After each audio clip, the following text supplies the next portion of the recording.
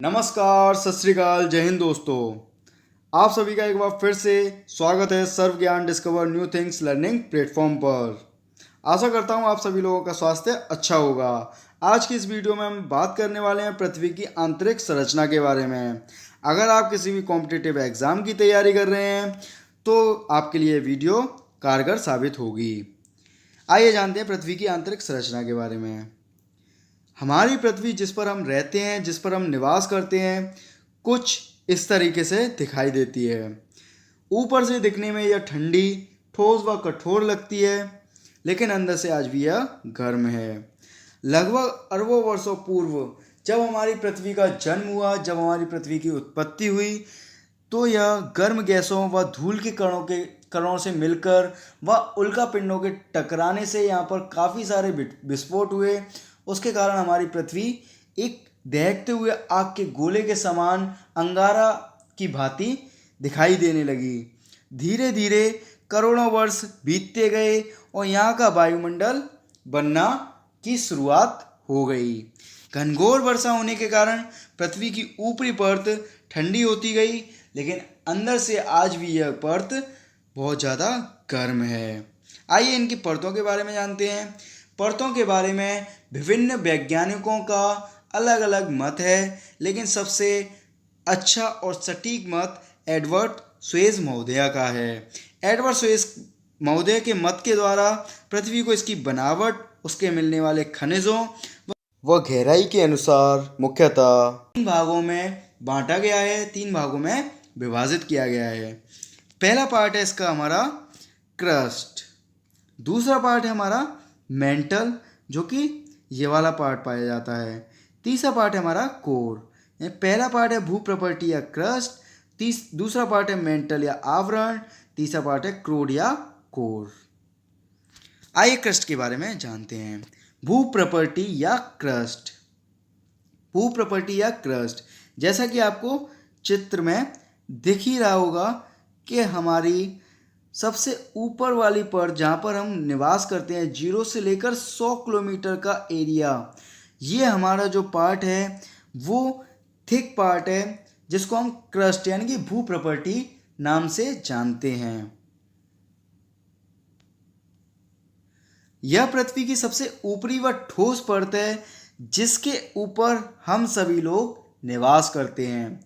इस परत का निर्माण सिलिका व एल्यूमिनियम नामक धातुओं से मिलकर हुआ, इसलिए इस परत का नाम स्याल रखा गया। स्याल 2 धातुओं से मिलकर बनी हुई है, जो कि सिलिका और एल्यूमिनियम नामक धातु हैं।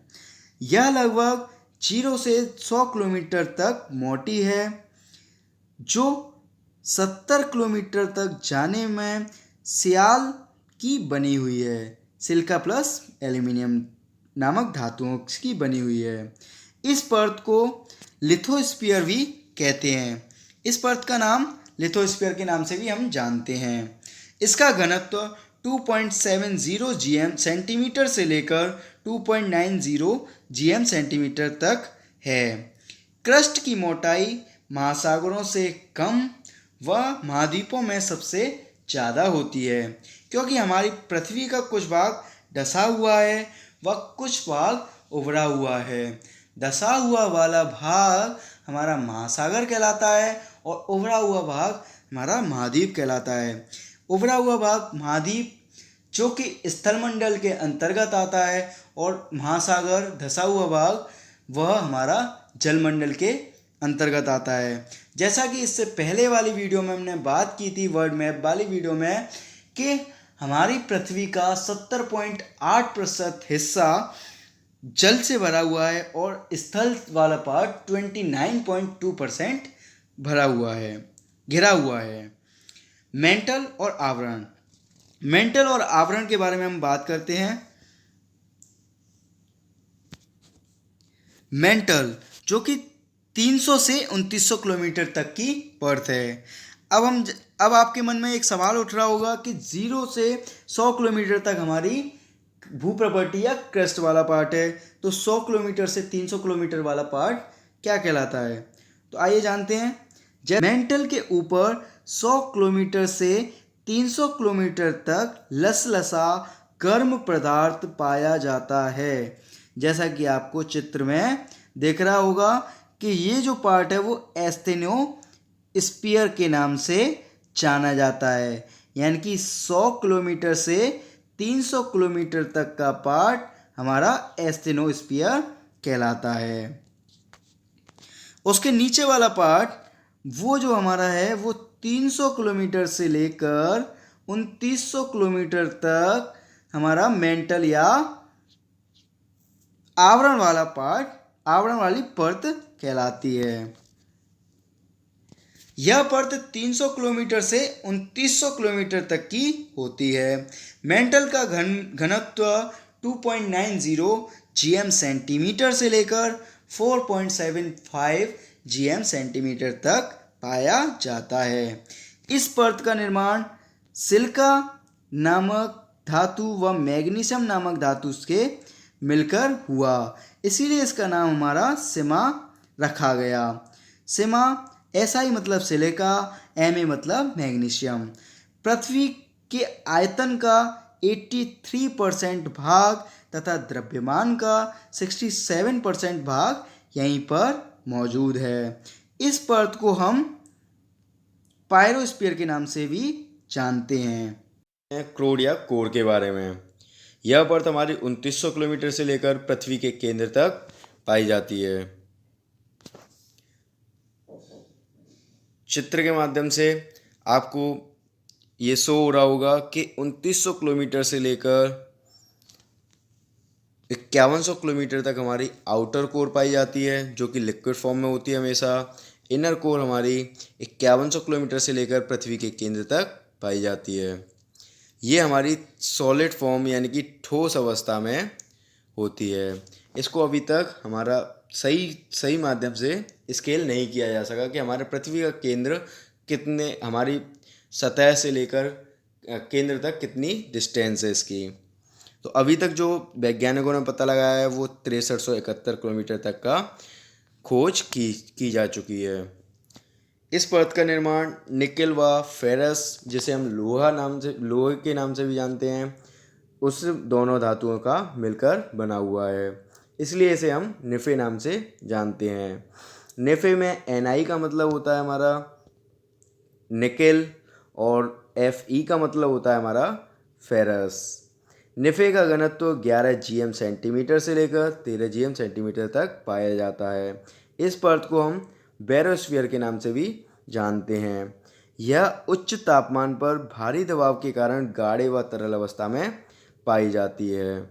इसमें हम एक पॉइंट और ऐड कर देंगे कि इसका हमारा द्रव्यमान जो है वो 32% होता है और आयतन इसका 16% पाया जाता है।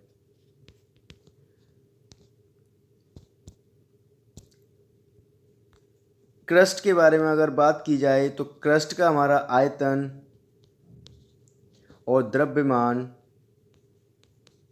आयतन हमारा 0.5% और 0.2% हमारा द्रव्यमान पाया जाता है।